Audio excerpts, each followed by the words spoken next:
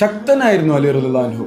തങ്ങളോട് ഏറ്റുമുട്ടാൻ പറ്റിയ യോദ്ധാക്കളൊന്നും നിങ്ങളുടെ കൂട്ടത്തിൽ ഇല്ലേ ഹംസ എന്ന് ബദറിൽ ശത്രുക്കൾ ചോദിച്ചപ്പോ ഹംസ റളിയല്ലാഹു അൻഹു ദുൽഫുക്കാറും പിടിച്ചു നിൽക്കുന്ന അലിയായിരുന്നു കളത്തിലിറക്കിയത്. അതുപോലെ തന്നെയായിരുന്നു ഹൈബർ യുദ്ധത്തിലും 20 പേർ പിടിച്ചാൽ പൊങ്ങാത്ത ആ വലിയ കോട്ടവാതിലായിരുന്നു അലി റളിയല്ലാഹു അൻഹു തന്റെ പടച്ചട്ടിയായിട്ട് ഉപയോഗിച്ചിരുന്നത്. അത്ര ശക്തനായിരുന്നു അലി റളിയല്ലാഹു അൻഹു. പക്ഷെ ഫാത്തിമ റളിയല്ലാഹു അൻഹുവിന്റെ മയ്യത്ത് കട്ടിൽ പൊക്കാൻ അലി റളിയല്ലാഹു അൻഹു കൊണ്ട് പറ്റിയില്ല.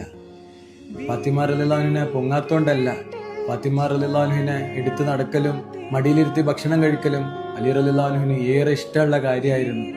പക്ഷെങ്കിൽ ഫാത്തിമ റളിയല്ലാഹു അൻഹു മരിച്ചു കിടക്കുമ്പോൾ സഹറ അന അലി എന്ന് പറഞ്ഞ് കരയാനല്ലാതെ അലി റളിയല്ലാഹു അൻഹുവിനെ കൊണ്ട് ഒന്നും പറ്റിയിരുന്നില്ല.